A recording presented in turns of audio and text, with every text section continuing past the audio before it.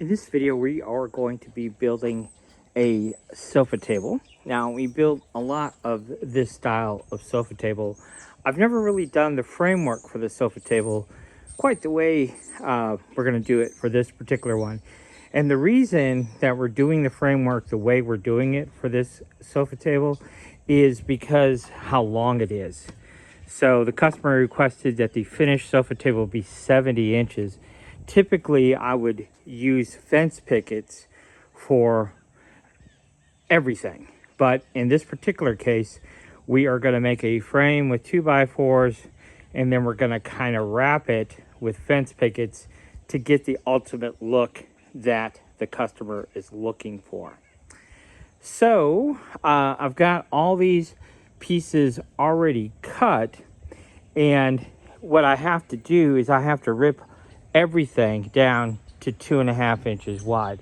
Now, I don't absolutely have to do that, but that is what I've chosen to do to make the framework a little bit lighter and not quite so heavy, because it's really not necessary. You know, it's just a little sofa table. So with that said, the first thing we'll do is we'll take all of our cuts and we'll go ahead and cut these down to 2.5 inches in width on the table saw. But let me go through the lengths with you just a little bit here. So this is going to be the horizontal pieces for our frame, and these are 62 3/4 long. Now that's going to give us a finished dimension of 70 inches when it's all said and done. So 62 3/4, and then these are the 4 legs for the sofa table, and these are 35 3/8. That will give us a finished height of 36-inch sofa table. And then here we have 4 pieces that are 15 1/4, and these are our horizontal stretchers between our legs. And this will give us a finished sofa table that is 16.5 inches wide.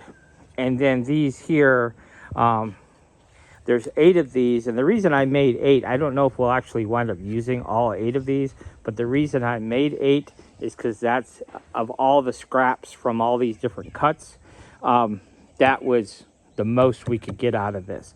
And when you cut this out, you'll see that there is very, very little waste on these particular boards that we're cutting. So it takes 6 2x4s. Now, typically, I would not use 2x4s when I'm ripping to 2.5 inches in width, because it is ever so slightly cheaper to use 2x6s. You can also find I guess it'd be 2x3s, which the finished dimension is 2.5. But usually the 2x3s at my local Home Depot are not the greatest quality.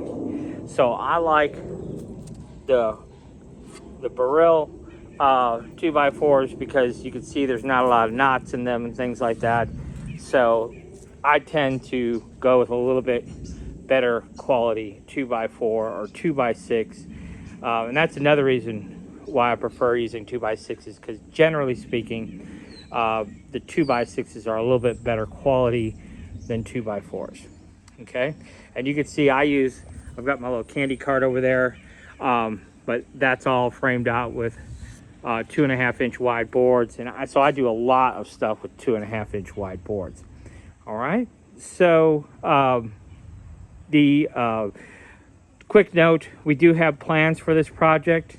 If you need them, I don't really think you're going to need them because there's not a lot of angles and things in this particular project, but we do have plans available. They're $5. They're in the listing description below. There's a link to purchase them if you just got to have a set of plans. One thing that is beneficial with the plans is the cut list, because we will show you how to lay out all the boards to maximize your cut material. So if it saves you one board from from having to buy an extra board because of the way you laid it out, then the plans pretty much pay for themselves. So that is one benefit, is we do give you the cut list and how to maximize your materials. So let me go ahead and get all this ripped down, and then we'll move on to putting it together. All right, it's been about 4 hours later. I've got all my boards ripped down. So now we're going to work on putting all these together. And we are going to be using 4-inch screws, because I've got a bunch of these I need to get used up.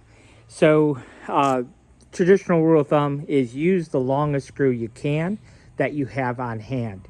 I don't typically have a lot of 4-inch screws on hand. Usually 3.5 is the biggest screw I've got on hand. But at any rate, let's go ahead and get this put together, and I'll show you exactly how we use these pieces and put this together. All right, so we have our first frame made here, and we're using 2 of our 62 3/4 boards, then 1 of our 15 1/4 inch boards. We got 2 4-inch screws on the outside and the same on that side. And then we're coming in from the inside over, 14 5/8. And then we're finding the center of the board. So from here over is 31 3/8, which is half a 62 3/4. And we have 1 there in the middle. And again, we're using 2 4-inch screws. So we're going to build 2 of these frames just like this, and then we'll attach our legs to this frame. All right, so we have our second frame in place, and now we will go ahead and attach our legs to our 2 frame pieces. Okay, so we laid down our 35 3/8 inch boards. Got my top frame here, got 2 screws, so 2.5 inches. And I try to hide the screws if I can. So those are hidden, those won't be seen obviously. And then so flush up top here, and then I came down at the bottom, measured up 6 inches, and that's where the second frame goes. And I just went ahead and make sure that everything's squared up with your carpenter square there. So everything is nice and squared up as close as you can get it. And then we're going to do the exact same thing on the other side. So I'll just take this whole setup down and do the same thing on the other side. So when we have our legs put on, that's what we should have. So now what we're going to do is take a couple of fence pickets and rip it down to 2 1/4. We're going to need 1 fence picket for the front, 1 for the back, and then we're going to need another one to do the 2 sides. So I'm going to go ahead and get those cut. We're going to put the 2 sides on first. So we're going to rip it to 2.5 wide, and they're going to be 15 1/4 inches long. And we'll take care of those 2 first. All right, so we have our little end cap pieces on here. Let's see what that looks like. 6 inches up. They're flush from end to end. And the same is true here. Now, from the outside to outside, it should be 70 inches, but we're going to double check that before we cut our boards for our top. But before we cut the boards for the top, we're going to put on our face boards, I guess you could say. So we're going to go ahead and measure that, see how long they are, so we know exactly where we need to cut bottom and front and back, both sides there. So we have our first fascia board on there. It measured about a 70 1/8.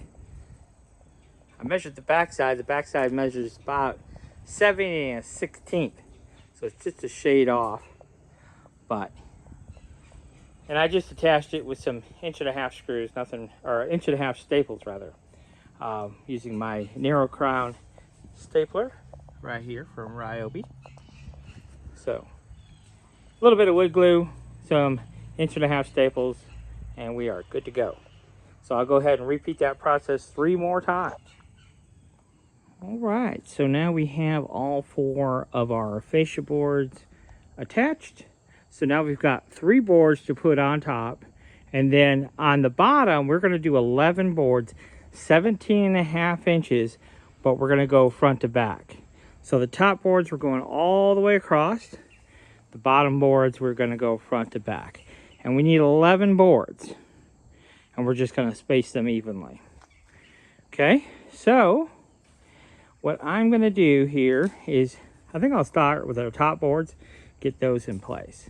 So it should work out where we have enough space for exactly 3 boards across the top, and we just have to cut them to length here. So we'll see how that works out. Well, here is our finished table. So nothing too spectacular went on. These are 17.5 inches long. There's 11 of them. We just spaced them evenly. And then a little bit of wood glue, and then used 1.5 nail crown staples to pop them all in. I used 3 across that 5.5 inch board. I did hit them with a sander, rounded off the edges a little bit, make them look kind of nice. And then you could see here, it worked out where there's just a little tiny lip, which I think looks good. It's fine. If it was flush, it would be fine. So you could put this to the front or towards the back, whatever you wanted to do. And then the fence pickets come 72 inches long. So that's why this is 70, because they're dog-eared. And so we just made it 70, and that just happened to be what the customer also requested. So that worked out well. Now, I will say this about the fence pickets. I get these at Home Depot, and I like the Home Depot fence pickets because they don't look treated. You can see they look like they're kind of like bare pine, and I like that look better than the green look that you would get with a typical treated fence picket. The uprights, of course, we use regular 2x4s. We did not use treated 2x4s because this is going to be an indoor application. So that's really all there is to this one. So I hope you enjoyed it. I hope you try it out. This is a really popular model of sofa table, and pretty inexpensive to build. It took about I think 6 fence pickets all together. So in my area, they're $2.20, and then of course we utilized 6 2x4s as well. And we did get some good leftover stock on our 2x4s for other small projects that we do as well. You can also see that we give you all the photos, and we make a video that we use on Facebook Marketplace. But it really helps to go to Goodwill, garage sales and things, and get some little knickknacks. The little American flag stand I made. But if you get some little knickknacks to stage it up a little bit, we did this little Indian motorcycle sign that you've seen in a lot of videos with the laser engraver. We have our signs kind of in the background in our pictures too, just to show, hey, that's cool. What's that back there? As they're looking at this.